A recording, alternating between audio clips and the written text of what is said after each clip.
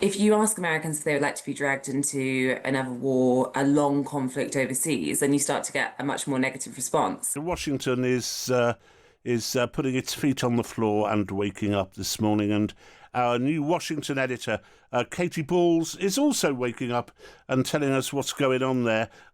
We've got to talk about. We've just been speaking for a good 20 minutes about the possible ramifications of what the US is going to be doing in Iran. If anything at all, because he has kind of moved back from the brink, hasn't he, Katy? He has, in the sense that I think there was a moment earlier in the week where it felt like the momentum was really building towards the US joining Israel in some way in terms of what's going on in Iran. And that was the drumbeat. And then all of a sudden, you had a situation where Donald Trump decided that actually he was going to have a 2 week pause, or at least 2 weeks to think, and would then decide what to do. And in that time, we are getting different messages from the president. Sometimes those messages are saying things such as, he's very worried about Iran and the potential for a nuclear weapon. But he's also talking about how he, is not someone who wants to be drawn into a long conflict. And then you add to that I suppose, the different arguments going around in Washington, D.C. in terms of the hawks and the doves. And Donald Trump has been under pressure from parts of the base. You've had Tucker Carlson, for example, but Yeah. also figures such as Steve Bannon, the godfather of MAGA, really sounding alarm about potentially being dragged into something which could start to look like regime change, if even if that's not what Donald Trump intends in the first place. Well, it's interesting, isn't it? I wonder to what degree the American public kind of supports this action. I remember when Trump got in first in 2016, having said that he would be a non-interventionist president, and virtually one of the first things he did was bomb Assad's planes in Syria. So, does it sit easily with the American public? I think as with lots of things, it often depends how you phrase the question. So if you look at lots of polling, Americans do not like the idea of Iran having a nuclear weapon. And if there was a fairly, I suppose, quick, narrow way to fix that, then it's the kind of thing that I think that you could start to see some support for.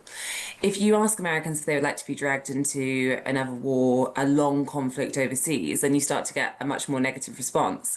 And I think that's the question here, which is one of the things I think which is making the White House pause for thought here on the next best steps is there a way that they could help Israel when it comes to targeting, some of these some of the things they need for a nuclear weapon, so as to some of the enrichment and so forth, so as to stop things? Or is that going to be actually very hard to do? And you can't do that through one or two interventions, and therefore it becomes something else. And when you're hearing about, for example, the US being, quite concerned about the speed of some of the missiles that Iran have been using, very fast. It's making them think that, actually, Yeah. do we quite know what we're getting into here?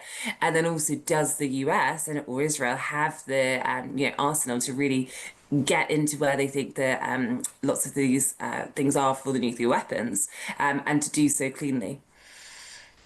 Well, I've heard it. I've read that there was even the consideration that they might use a tactical nuclear weapon to break into that enormous mountain with its processing facility in there. That hasn't been mentioned seriously in the States, has it?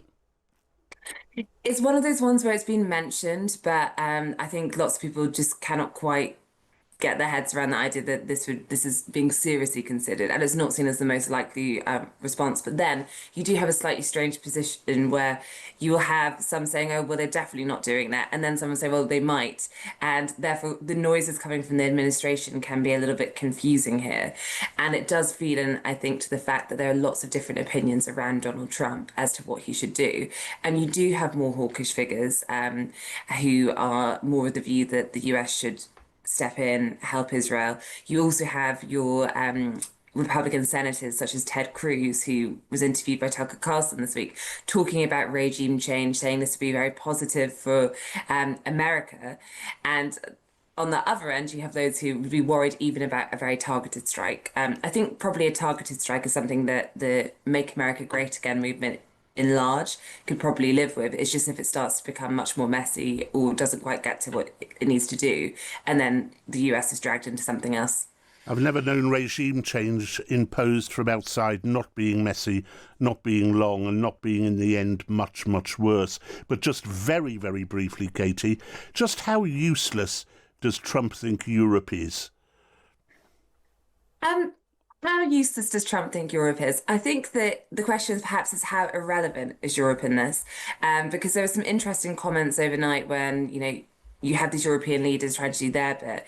And Donald Trump said, well, they want to talk to America. They don't want to talk to Europe when it came to the Iranians. And I think, as with lots of issues, the UK and Europe are just not thought about particularly. The UK more so than lots of other European countries. And in the Ukraine conflict, there's more relevance, of course. Yeah. But even then, that is not what the White House or Donald Trump is thinking about when it comes to power brokers and how to really make those key decisions to work out what's going on. Brilliant. That's Katy Balls. Thanks so much, Katy. Now, regarding the ongoing situation in Iran, I know there has been a lot of speculation amongst all of you in the media regarding the president's decision making and whether or not the United States will be directly involved. In light of that news, I have a message directly from the president, and I quote, "Based on the fact that there's a substantial chance of negotiations that may or may not take place with Iran in the near future, I will make my decision whether or not to go within the next 2 weeks." That's a quote directly from the president for all of you today. Trust in President Trump. President Trump has incredible instincts, and President Trump kept America and the world safe in his first term as president in implementing a peace through strength foreign policy agenda. And with respect to Iran, nobody should be surprised by the president's position that Iran absolutely cannot obtain a nuclear weapon. He's been unequivocally clear about this for decades, not just as president, not just as a presidential candidate, but also as a private citizen. I am not tracking that on Mr. Witkoff's travel schedule, but I can certainly check in with him to be sure. As for correspondence between the United States and the Iranians, I can confirm that correspondence has continued. As you know, we were engaged with 6 rounds of negotiations with them in both indirect and direct ways. So the president is always interested in a diplomatic solution to the problems and the global conflicts in this world. Again, he is a peacemaker in chief. He is the peace through strength president. And so if there's a chance for diplomacy, the president's always going to grab it. But he's not afraid to use strength as well, I will add.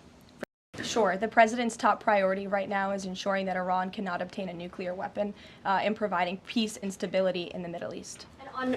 It is a fact, and the United States government maintains this fact, that Iran has never been closer to obtaining a nuclear weapon.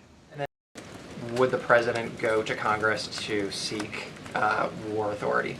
I'm not going to engage in hypotheticals. I gave you the statement from the president. He'll make a decision within 2 weeks.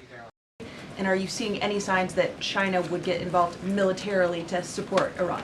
I don't believe we're seeing any signs of that at this moment in time. As for Xi Jinping's offer, I will leave it to the president to respond to that himself. What I can share is that the IDF and Israel, I think, have exceeded a lot of people's expectations in their ability to really hinder Iran's nuclear facilities, but also they've taken out key people in the Iranian regime's leadership as well. So this is something, of course, we are monitoring and watching every day, and the president was just in an intelligence briefing. He continues to be briefed by his National Security Council, and he will throughout the duration of this war and conflict. And he also remains in constant communication with our Israeli counterparts, most notably Prime Minister Benjamin Netanyahu. Look, Iran is in a very weak and vulnerable position because of the strikes and the attacks from Israel. And with respect to the president's statement, I shared that with all of you. And he has been very direct and clear. Iran can and should make a deal. We sent a deal to them that was practical, that was realistic, or they will face grave consequences. Why is he? Look, the president hears all voices across the country, and he makes decisions based on his instincts. And he has always said diplomacy is his first option. Iran has all that it needs to achieve a nuclear weapon. All they need is a decision from the supreme leader to do that. And it would take a couple of weeks to complete the production of that weapon, which would, of course, pose an existential threat, not just to Israel, but to the United States and to the entire world. And I'll see you later. Thank you.